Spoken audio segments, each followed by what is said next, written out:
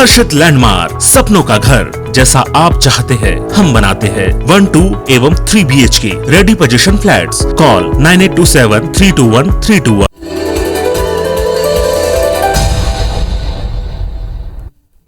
नमस्कार, आप देख रहे हैं IBC 24। मैं हूं आपके साथ विजय कुमार पंड्या। रात 10 बजे के इस बुलेटिन में आप सभी का स्वागत। सत्ता पक्ष हो या विपक्ष, उसका जनता से जुड़े रहना और जनता के मुद्दे उठाना बेहद जरूरी है, खासकर तब जब चुनावी तैयारी में जुटना हो। प्रदेश में सत्तासीन कांग्रेस ने पेट्रोल की कीमत 5 रुपए कम करने पर केंद्र के खिलाफ मोर्चा खोला हुआ है, तो बीजेपी प्रदेश सरकार पर पेट्रोल डीजल पर वैट कम करने का दबाव बना रही है। इसके अलावा धान के नए समर्थन मूल्य पर भी दोनों दल आमने सामने हैं।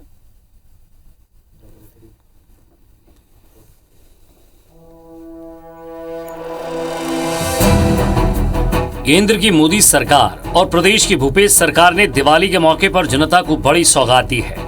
दिवाली से ठीक एक दिन पहले केंद्र ने पेट्रोल डीजल पर एक्साइज ड्यूटी कम की, तो दिवाली के अगले दिन सीएम भूपेश बघेल ने किसानों से कहा कि चुनाव आते आते धान का दाम 2800 रुपए तक होगा।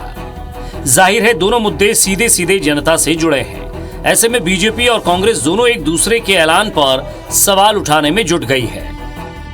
केंद्र सरकार की ओर से पेट्रोल डीजल पर एक्साइज ड्यूटी कम करने के बाद बीजेपी ने राज्य सरकार से वैट कम करने का दबाव बनाया है। इसी कड़ी में भारतीय जनता युवा मोर्चा के कार्यकर्ताओं ने पेट्रोल पंपों के सामने विरोध प्रदर्शन किया और राज्य सरकार को चेतावनी दी कि राज्य सरकार जल्द वैट कम करे, नहीं तो बीजेपी फिर सड़कों पर उतरेगी। हालांकि इस बीच जीएसटी मंत्री टीएस सिंहदेव ने संकेत दिए हैं कि राज्य सरकार पेट्रोल और डीजल में लगने वाले वैट टैक्स में कमी कर सकती है। इसके लिए विभाग प्रस्ताव बना रहा है। कम करने से अगर खपत ज्यादा होती है तो हमको आमदनी में कितना कॉम्पेंसेशन होगा, इन बातों को ध्यान में रख के मुख्यमंत्री जी को प्रस्ताव आजकल में भेजना है। इसके बाद भी अगर छत्तीसगढ़ की सरकार जो है सचेत नहीं होती है और वैट में कटौती नहीं करती है, छत्तीसगढ़ की जनता को राहत नहीं देती, तो छत्तीसगढ़ की जनता के अधिकार की लड़ाई भारतीय जनता युवा मोर्चा सड़क पे लड़ेगा। इससे पहले मुख्यमंत्री भूपेश बघेल ने इसे लॉलीपॉप बताते हुए केंद्र सरकार पर जमकर निशाना साधा। सीएम ने कहा कि केंद्र सरकार 25 से 30 रुपए बढ़ाकर 5 से 10 रुपए कम कर रही है, जिस पर बीजेपी ने सरकार पर अपनी जवाबदारी से भागने का आरोप लगाया कि जो यूपीए सरकार में 2014 के पहले तक के जितना सेंट्रल एक्साइज ड्यूटी था उसमें उतने ही उसमें उस ड्यूटी के स्तर पे ले आए, हम उसका स्वागत करेंगे। ये 5 रुपये का वो तो लॉलीपॉप है, पहले 30 रुपये बढ़ा दो फिर 5 रुपये कम करो, ये नहीं चलेगा। आपको उतना ही मिले आना पड़ेगा, 9 रुपये में ले आइए, स्वागत करेंगे। जब भारतीय जनता पार्टी शासित राज्यों ने रेट कम किए हैं तो छत्तीसगढ़ की कांग्रेस शासित राज्य ये रेट कम क्यों नहीं कर रहा है? ये आंदोलन जो है ये खाली मगरमच्छी आंसू हैं, ये हाथी के दांत हैं जो खाने के अलग हैं, दिखाने के अलग हैं। एक और सस्ते पेट्रोल डीजल पर प्रदेश में सियासत गरमाई हुई है, तो दूसरी ओर धान खरीदी से पहले ही प्रदेश में धान के समर्थन मूल्य पर घमासान मचा हुआ है। दरअसल गोवर्धन पूजा के मौके पर मुख्यमंत्री भूपेश बघेल ने कहा कि चुनाव आते आते समर्थन मूल्य 2800 रुपए तक हो जाएगा। इस घोषणा के बाद बीजेपी ने सरकार को घेरना शुरू कर दिया है। विपक्ष के मुताबिक केंद्र सरकार के समर्थन मूल्य बढ़ाने के बाद किसानों को इस साल से ही 2800 रुपए मिलना चाहिए। 2500 से ऊपर पर थे, अभी तीसरा किस्त मिले 1500 करोड़ के, तो 1900 समर्थन मूल्य और ओकर बाद राजीव गांधी किसान न्याय योजना तीसरा किस्त, चौथा किस्त मिलते मिलते ये 2500 से ऊपर पहुंच जाए। अगले साल ओकर ऊपर जाए और चुनाव का आदले 2800 हो जाए। 9000 से कमती नहीं करने वाला न माना। केंद्र के समर्थन मूल्य घोषित होने के बाद में किसानों की राशि पहुंच गई है और इसलिए इसी वर्ष 2800 रुपये राज्य सरकार को किसानों के खाता में डालनी चाहिए, जिससे समर्थन मूल्य का लाभ किसानों को मिल सके। कुल मिलाकर केंद्र की सियासत में एक बार फिर धान पर घमासान मचा है, तो सस्ते पेट्रोल डीजल पर सियासी दंगल जारी है। जाहिर है दोनों मुद्दे सीधे सीधे जनता से जुड़े हैं। ऐसे में जब 2023 में विधानसभा चुनाव और 2024 में लोकसभा चुनाव होने हैं, तब बीजेपी और कांग्रेस ऐसे मुद्दों को हवा देने में जुटी है जो सीधे जनता से जुड़े हैं। लिहाजा एक के निशाने पर केंद्र सरकार है तो दूसरे के निशाने पर प्रदेश सरकार। ऐसे में जिसने सही मुद्दों पर दांव खेला उसकी जीत पक्की होगी। सौरभ सिंह परिहार, IBC 24, रायपुर। राज्यपाल अनुसुईया उइके को झीरम घाटी जांच आयोग की रिपोर्ट सौंपी गई है। यह रिपोर्ट आयोग के सचिव एवं छत्तीसगढ़ उच्च न्यायालय के रजिस्ट्रार संतोष कुमार तिवारी ने सौंपी। यह प्रतिवेदन 10 वॉल्यूम और 4184 पेज में तैयार किया गया है। यह आयोग छत्तीसगढ़ उच्च न्यायालय में पूर्व न्यायाधीश प्रशांत कुमार मिश्रा की अध्यक्षता में गठित किया गया था। आपको बता दें कि राज्य सरकार ने 2020 में झीरम हमले की जांच के लिए एसआईटी का भी गठन किया है, लेकिन एनआईए ने जांच से संबंधित तथ्य नहीं सौंपे। इधर एनआईए 2015 में इस मामले में अंतिम चालान पेश कर चुकी है। वहीं घटना में शामिल कई नक्सलियों को भी गिरफ्तार किया गया है। झीरम की घटना 25 मई 2013 को हुई थी और इस घटना की जांच के लिए आयोग का गठन 28 मई 2013 को किया गया था। झीरम घाटी में नक्सलियों ने तत्कालीन कांग्रेस विधायक नंद कुमार पटेल के काफिले पर हमला किया था, जिसमें नंद कुमार पटेल, महेंद्र कर्मा सहित कई लोग शहीद हुए थे। इस घटना में पूर्व केंद्रीय मंत्री विद्याचरण शुक्ल भी गंभीर रूप से घायल हुए थे, जिनका इलाज किया गया और इलाज के दौरान उनका निधन हो गया था।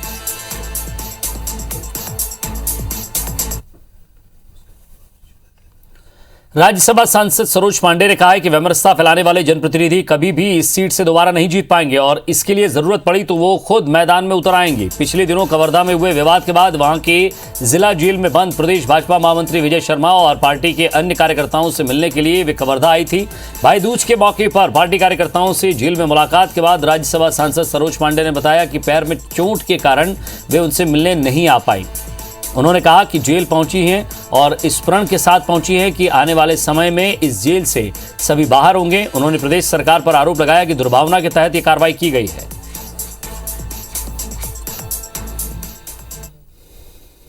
जिन लोगों ने दुष्प्रचार किया, लोगों के बीच में वैमनस्यता फैलाई है, उन सभी लोगों को इसका जवाब भी देना पड़ेगा, उसका परिणाम भी भुगतना पड़ेगा और इस बात के लिए उन्हें तैयार भी रहना पड़ेगा।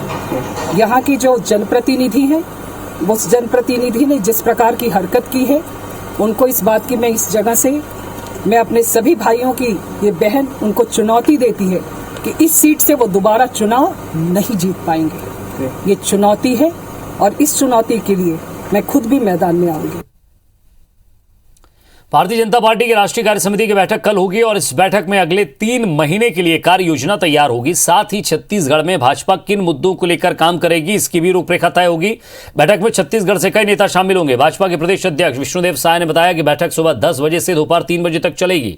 इसमें उनके साथी नेता प्रतिपक्ष धर्मलाल कौशिक, प्रदेश महामंत्री संगठन पवन साय, राज्यसभा सांसद सरोज पांडे, सांसद अरुण साव, पूर्व मंत्री लता उसेंडी सहित राष्ट्रीय पदाधिकारी प्रदेश भाजपा कार्यालय से वर्चुअली जुड़ेंगे। राष्ट्रीय कार्य समिति की बैठक में भाग लेने के लिए पूर्व मुख्यमंत्री रमन सिंह दिल्ली रवाना हो गए हैं। बैठक की अध्यक्षता भाजपा के राष्ट्रीय अध्यक्ष जेपी नड्डा करेंगे। बैठक में पिछले 3 महीने में छत्तीसगढ़ भाजपा के किए गए कार्यों की भी समीक्षा होगी।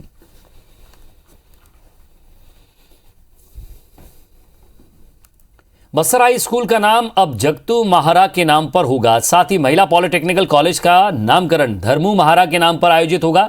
महारा समाज के जनप्रतिनिधियों की मांग पर प्रदेश के मुख्यमंत्री भूपेश बघेल ने इसकी घोषणा की है। खुद को अनुसूचित जनजाति वर्ग में शामिल किए जाने की मांग कर रहे बस्तर के महारा समाज के प्रतिनिधिमंडल ने पिछले दिनों रायपुर आकर मुख्यमंत्री से मुलाकात की है, जिसके बाद मुख्यमंत्री भूपेश बघेल ने त्वरित कार्रवाई कर निराकरण करने के लिए मुख्य सचिव को आवश्यक निर्देश दिए हैं। महारा समाज लंबे समय से मांग करता आ रहा है कि उन्हें आदिवासियों का दर्जा दिया जाए।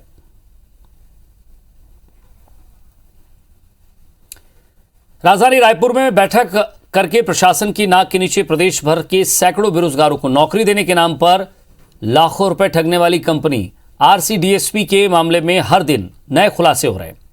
आईबीसी 24 के खुलासे के बाद अब अलग अलग जिलों से पीड़ित डीडी नगर थाना पहुंचकर शिकायत दर्ज करा रहे हैं। इस मामले में संचालकों समेत 4 आरोपियों की गिरफ्तारी हो चुकी है, लेकिन अब पुलिस ने कंपनी की वेबसाइट जांचकर खुलासा किया है कि ठग कंपनी में और भी लोग शामिल हैं, जो बेरोजगारों को कभी मंत्री तो कभी अधिकारियों के नाम पर ठगते रहे हैं। सरकारी विभागों की वेबसाइट की तरह दिखने वाली ठग कंपनी आरसीडीएसपी का वेब पेज देखकर कोई भी झांसे में आ जाए। जांच में खुलासा हुआ कि बेरोजगारों को झांसा देने के लिए ठगों ने वेबसाइट में सरकारी योजनाओं, विभाग और पद से मिलती जुलती जानकारी डाली थी। ये भी खुलासा हुआ है कि आरसीडीएसपी के संचालक युवाओं को सिर्फ सरकारी विभाग में नौकरी देने के नाम पर ही नहीं, बल्कि मंत्रियों के यहाँ नौकरी दिलाने और दंतेवाड़ा, कांकेर, कोरबा समेत अन्य खदानों में नौकरी देने का भी झांसा देते थे। इसके लिए वो युवाओं को बाकायदा मंत्रियों के बंगले और सरकारी ऑफिस भी घुमाने ले जाते थे। हाँ, मंत्री के यहाँ ले गए थे, वो ट्रेजरी ऑफिस भी ले गए थे, उनका ट्रेजरी से बिल बनेगा, उनका अकाउंट पेमेंट बनेगा, ऐसा वैसा करके 60,000 केस लिए। बोले वहाँ के अधिकारी केस ही लेंगे, बोले ऑनलाइन पेमेंट या चेक से पेमेंट नहीं होगा। बोले 16 जिला में 16 भर्ती है, बोले वो मंत्री का कोटे में है और डायरेक्ट भर्ती होगा। पीड़ितों ने बताया कि संचालकों ने नौकरी के लिए 5 लाख रुपए रेट रखा था, जिसके लिए उन्होंने 1.5 लाख रुपए एडवांस दिए। संचालक लगातार पैसा मांग रहे थे, लेकिन कोरोना संक्रमण बढ़ने पर मामला कुछ दिनों के लिए टल गया। इस बीच IBC 24 के खुलासे ने उन्हें बचा लिया। कई ऐसे परिवार हैं जो झांसे में पड़कर अपने 3-3, 4-4 लड़कों को नौकरी के लिए 3.5 लाख रुपए से ज्यादा की रकम दे चुके हैं। कई लोगों ने तो खेत गिरवी रखकर पैसे दिए। ऑफिस में ले गया था, वहाँ पूरा दिखाया कि ये डायरेक्ट भर्ती होगा, ये प्यून में जाएगा मंत्री जी के यहाँ, और आपका लड़का जाएगा ये चपरासी के लिए करके, और मेरा भांचा का जो भतीजा का जो बोला वो माइंस के लिए बोला था, दंतेवाड़े के लिए। मैं जोशी जी को दिया हूँ, मतलब 3 भांचा और भतीजा और मेरे लड़के कर 3,60,000 रुपये दिया हूँ। मेरे को कंप्यूटर टीचर के लिए अपॉइंटमेंट किए थे और 35,000 लिए हैं मेरे से। तो जब मैं गई तो मेरे को चेक भी दिए थे, तो चेक लगाने पर चेक बाउंस हो गया। जस्ट सामने थाने के वहीं बैठाए थे हम लोग को, फिर बच्चे को लेके गाड़ी में वो मंत्री के उधर बंगले तरफ लेके गए। बिलासपुर से आए हैं और RCDSP से नौकरी का झांसा देके वहाँ पर बोला गया था कि कंप्यूटर टीचर है, वहाँ कंप्यूटर दिया जाएगा, 60 बच्चों को पढ़ाया जाएगा, ऐसा बोल के नौकरी के लिए वेट कराया गया, पैसा लिया गया, लेकिन कोई भी रिस्पांस नहीं मिला। खुलासे के बाद RCDSP के chairman Chandra Pratap Joshi, director Jitendra Dewangan, Deep Chand Verma, chief executive officer Sanjay Verma की गिरफ्तारी हो चुकी है, लेकिन इनमें कई और लोग शामिल हैं। कंपनी की वेबसाइट से खुलासा हुआ कि डायरेक्टर मनीष देवांगन, संचालक M.K. साहू, शिक्षा संचालक Rita Sonkar, state field incharge Yoganand Netam, CEO B. Padmanabham और कार्यालय अधीक्षक पद पर सजल श्रीवास्तव काम संभाल रहे थे, जो ऑफिस आने वालों को झांसा देते थे। खुद कंपनी का जोनल अधिकारी रहा शख्स बताता है कि लगभग 400 लोगों से 35,000 रुपए की DD नौकरी देने के नाम पर जमा कराए गए हैं। तो आप लोगों ने अपने अंडर में कितने लोगों को भर्ती कराया? और सर लोगों को कराया, लेकिन सिर्फ 35,000 वाले। कितनी संख्या है? रायपुर में नहीं पता। और स्टेट भर में पूरे होंगे, बोल तो रहा हूँ ना, 200-400। RCDSP में करीबन 68 लोगों का आवेदन अभी हमारे थाने में आ चुका है, जिसमें अपराध पंजीबद्ध कर विवेचना की जा रही है। वर्तमान में ये लोग ऐसा करते एक जाल टाइप का बिछा के रखे हैं, जिसके कारण तो क्या प्रॉपर रायपुर के अलावा आसपास के गांव और गांव के अलावा अन्य दीगर जिलों के अलावा बिहार जैसे राज्य में भी इन्होंने अपना जाल फैलाया था, जिसके कारण जो है बहुत लोगों को परेशानियों का सामना करना पड़ा है और नौकरी के कारण वो ठगी के शिकार हो चुके हैं, जिसमें पुलिस जो है लगातार जाँच कर रही है और विवेचना कार्रवाई की जा रही है। संदीप शुक्ला, IBC 24 रायपुर। और एक नजर बिग न्यूज पर। दिल्ली में कल बीजेपी की राष्ट्रीय कार्यकारिणी की बैठक होगी, जिसमें अगले साल 5 राज्यों में होने वाले विधानसभा चुनाव और समसामयिक मुद्दों पर चर्चा होगी। सूत्रों के मुताबिक इस बैठक में PM मोदी भी शामिल होंगे।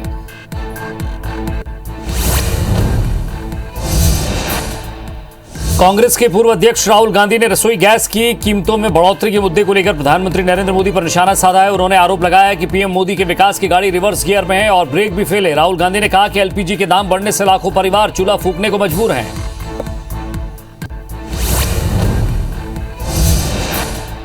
महाराष्ट्र के अहमदनगर सिविल अस्पताल में आग लगने से 11 लोगों की मौत हो गई है, जबकि 6 से ज्यादा लोग झुलस गए हैं। आग लगने के सही कारणों का पता नहीं चल पाया है। महाराष्ट्र सरकार ने इस हादसे में मारे गए पीड़ितों के परिजनों को 5 लाख रुपए सहायता राशि देने की घोषणा की है।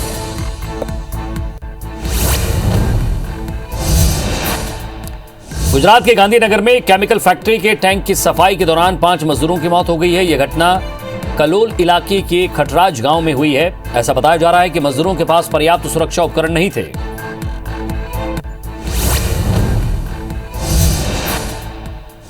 अफ्रीकी देश सियरा लियोन की राजधानी फ्रीटाउन में तेल टैंकर और ट्रक की टक्कर के बाद जोरदार धमाका हुआ, जिसमें आग आसपास करीब 500 मीटर के दायरे में तेजी से फैल गई। इस हादसे में अब तक 90 से ज्यादा लोगों की मौत हो गई है। वहीं 100 से ज्यादा लोग अस्पताल में जिंदगी और मौत के बीच जूझ रहे हैं।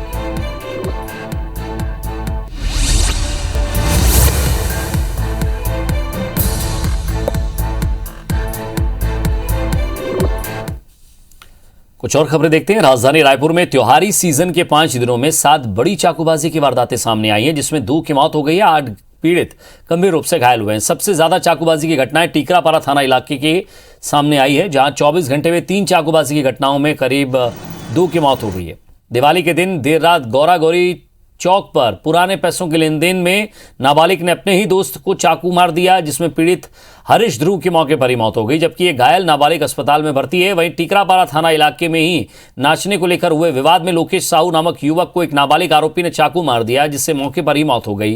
वहीं पुरानी बस्ती थाना इलाके में देर रात घर से बाहर घूमने से मना करने पर नाराज एक नाबालिग ने अपने ही पिता को सिर में और कमर में चाकू मार दिया, जो गंभीर रूप से घायल हो गया है। जबकि खमतराई थाना इलाके में निगरानी बदमाश नंदू निर्मलकर ने रंगोली बेचने वाले कारोबारी युमेश सिंह राजपूत को नशे के लिए पैसे नहीं देने पर चाकू मारकर घायल कर दिया है।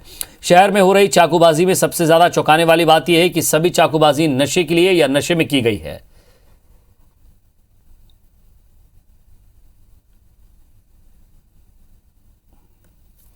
गुड़ियारी थाना क्षेत्र में 4 तारीख की रात की घटना है। इसमें 2 युवक थे, मुकेश बंजारे और प्रणय मेश्राम। इसने चाकू से हमला किया था और जो प्रार्थी था वो बीच बचाव करने के लिए गया था किसी दूसरे मारपीट के मामले में, और जब ये बीच बचाव करने के लिए गया था तो इसके साथ में भी मारपीट किए थे। इसमें अपराध पंजीबद्ध कर लिया गया है और दोनों आरोपियों की गिरफ्तारी कर ली गई है। राजधानी रायपुर में पुलिस ने रिंग रोड नंबर 3 स्थित होटल कैलिफोर्निया में दबिश देकर भारी मात्रा में अवैध शराब जब्त की। अवैध शराब रखने और पिलाने की शिकायत एसपी को की गई थी, जिसके बाद मंदिर हसौद और विधानसभा थाना पुलिस की टीम ने बीती देर रात होटल पर दबिश दी, जिसमें भारी मात्रा में अवैध शराब और बियर की बोतल जब्त हुई है। सूत्रों के मुताबिक पुलिस ने होटल संचालक को रात भर थाने में बैठाकर रखा, लेकिन होटल संचालक के लिए 2 उच्च स्तरीय अधिकारियों के फोन पहुंचने के बाद पूरे मामले में लीपापोती कर आबकारी की मामूली धाराओं के तहत मामला दर्ज कर सुबह उसे छोड़ दिया गया। खबर यहां तक है कि ये 2 उच्च अधिकारी इस होटल में आए दिन बैठे देखे गए हैं। फिलहाल पुलिस ने मामूली धाराओं में केस दर्ज कर होटल संचालक को थाने से ही छोड़ दिया है।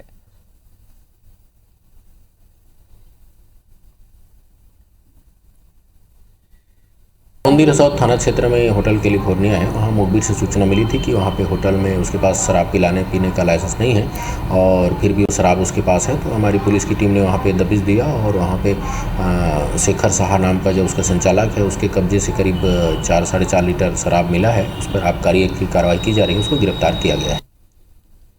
लक्ष्मी पूजा के दौरान रखे गए ज्योति कलश से लगी आग तेजी से फैली और पूजा के लिए रखे गए 2,17,000 रुपए कैश पूरी तरह जलकर खाक हो गए। घटना दुर्ग के मोहन नगर इलाके की है, जहां रहने वाले मिलिंद कुमार देवांगन ने 4 नवंबर की रात विधि विधान से पूजा अर्चना करने के साथ ही एक ज्योति कलश जलाकर रखा था। रात में पटाखा फोड़ने के बाद सभी लोग सो गए। अगले दिन शुक्रवार सुबह उठकर देखा तो ज्योति कलश जल रहा था। इसके बाद सभी लोग अपने अपने कमरों से बाहर आए। दोपहर 3:30 बजे के करीब ज्योति कलश से आग बगल में रखे लकड़ी के रैक में लग गई। रैक में प्लास्टिक के डिब्बों में सोने चांदी के जेवर और 2,17,000 रुपए नगद रखे थे, जो पूरी तरह जलकर खाक हो गए। शिकायत पर पुलिस जांच करने पहुंची, जिसे 66,000 रुपए के नोट अधजले मिले हैं।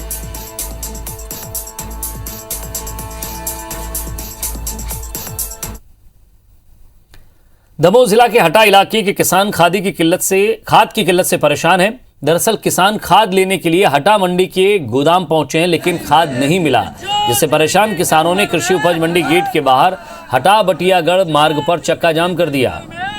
किसानों का आरोप है कि बोवनी का समय नजदीक है, लेकिन सरकारी गोदाम में खाद नहीं मिल रहा है, जबकि बाजार में ऊंचे दामों पर खाद मिल रही है। खबर लगने पर स्थानीय कांग्रेस नेता भी पहुंच गए और समस्या के लिए बीजेपी पर निशाना साधा। मौके पर प्रशासन के अफसर भी पहुंचे और किसानों को समझाइश दी, साथ ही जल्द व्यवस्था सुधारने के निर्देश दिए। तब जाकर गुस्साए किसानों का गुस्सा शांत हुआ। आज हटा विधानसभा का किसान जाग चुका है। प्रशासन कान खोल के सुन ले, अगर किसानों की मांग पूरी नहीं की तो बीजेपी सरकार की ही। भोपाल में डेंगू के मामले थमने का नाम नहीं ले रहे हैं। जहां स्वास्थ्य विभाग को उम्मीद थी कि ठंड का मौसम आते ही मामलों में कमी देखने को मिलेगी, तो वहीं इसके उलट अब भी रोजाना नए केस सामने आ रहे हैं। शहर के स्वास्थ्य विभाग की टीम सर्वे कर लार्वा खत्म करने की बात तो कर रही है, लेकिन निगरानी में ढील, ठीक से फॉगिंग न होना और लोगों की लापरवाही के चलते मामले थम नहीं रहे हैं। शहर में सबसे ज्यादा परेशानी खाली पड़े प्लाटों ने बढ़ाई है। शहर के डेंगू इलाके यानी कि संवेदनशील इलाकों में लार्वा ऐसे ही खाली पड़े प्लॉट्स में पनप रहा है। इन कारणों से लगातार शहर में केस सामने आ रहे हैं और इन सीजन में अब तक यह आंकड़ा 606 तक पहुंच गया है।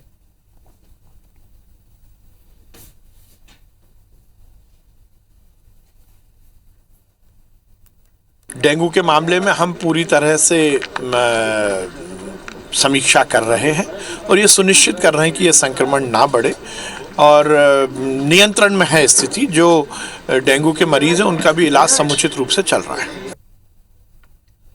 छिंदवाड़ा जिले की शिवानी पवार ने छिंदवाड़ा के साथ साथ मध्य प्रदेश और देश का नाम रोशन किया है। शिवानी ने अंडर 23 अंतर्राष्ट्रीय महिला कुश्ती चैंपियनशिप के 50 किलो वेट में सिल्वर मेडल जीता है। फाइनल में अमेरिकी की एक एमिली शिल्सन ने उन्हें हार का सामना उनसे करना पड़ा है। हालांकि शिवानी शुरुआत में आगे रही, लेकिन एमिली ने वापसी करते हुए फाइनल मुकाबला जीत लिया। भारत का इस वर्ल्ड चैंपियनशिप में 7वां सिल्वर मेडल है। शिवानी छिंदवाड़ा के उमरेट में किसान परिवार की बेटी है।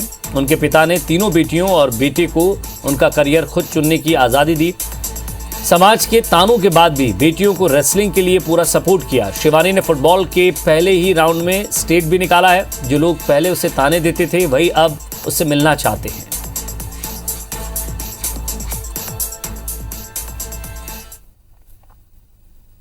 हाई स्कूल में एक कोच थे कलशराम मस्कोले करके, उन लोगों ने उसको प्रैक्टिस करवाए और जब प्रैक्टिस करवाए तो वो एक एक टेक्निक को इतने जल्दी एक्सेप्ट कर लेती थी कि पूछो मत। समाज के लोग तो कभी भी है कि किसी न किसी का पैर खींचने की कोशिश ही करते हैं, बढ़ाने की कोशिश तो आज तक किसी समाज वाले ने किसी की बेटियों की नहीं करते।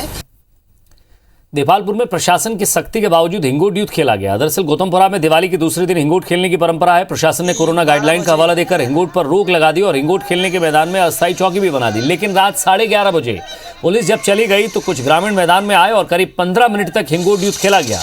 ग्रामीणों का मानना है कि यह युद्ध भाईचारे का युद्ध है, जो एक रोमांचकारी खेल है। इसे जीवित रखना बहुत जरूरी है। हिंगोट में एक दूसरे पर लोग पत्थर फेंकते हैं और जलते हुए हिंगोट फेंकते हैं।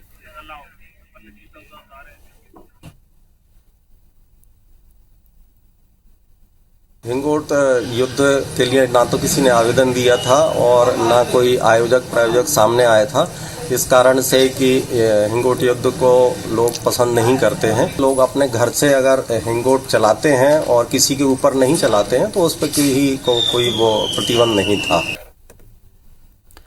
भवन निर्माण क्षेत्र में अपना लोहा मनवाने के बाद छत्तीसगढ़ की जानी मानी कंपनी रामा ग्रुप और हीरा ग्रुप ने थोक एवं फुटकर मार्केट के लिए शॉपिंग कॉम्प्लेक्स निर्माण के क्षेत्र में कदम रखा है। दोनों कंपनी ने मिलकर रामा हाई स्ट्रीट नाम से प्रीमियर होलसेल एवं रिटेल मार्केट प्रोजेक्ट लॉन्च किया है। शॉपिंग दुकानों की बुकिंग भी शुरू हो चुकी है। यहां शॉपिंग और बिजनेस की सभी जरूरतें एक जगह पूरी होंगी। प्रोजेक्ट के मैनेजिंग डायरेक्टर राजेश अग्रवाल ने बताया कि अब समय आ गया है जब लोग अपने कार्यस्थलों को भी लग्जरी और आरामदायक बनाएं। ये प्रोजेक्ट जो काम करेगा मनोरंजन का और एक मॉडल बनकर कार्यस्थलों को फिर से परिभाषित करने का काम करेगा। प्रोजेक्ट मैनेजर के मुताबिक यह प्रोजेक्ट समृद्ध व्यावसायिक वातावरण देने के लिए सभी बेहतर सुविधाओं और एक बेजोड़ स्थान की मेजबानी करता है। यह एक दूरदर्शी बिजनेस हब है। इसकी परिकल्पना हर प्रकार के व्यवसाय के लिए यूटोपिया के रूप में की गई है। दुकानों की बुकिंग के लिए विधानसभा रोड पर MGMI अस्पताल के पास स्वर्ण भूमि कार्यालय में संपर्क किया जा सकता है या फिर फोन नंबर 9109110001, 9109110002, 9109110003 या 9109110004 पर भी संपर्क किया जा सकता है।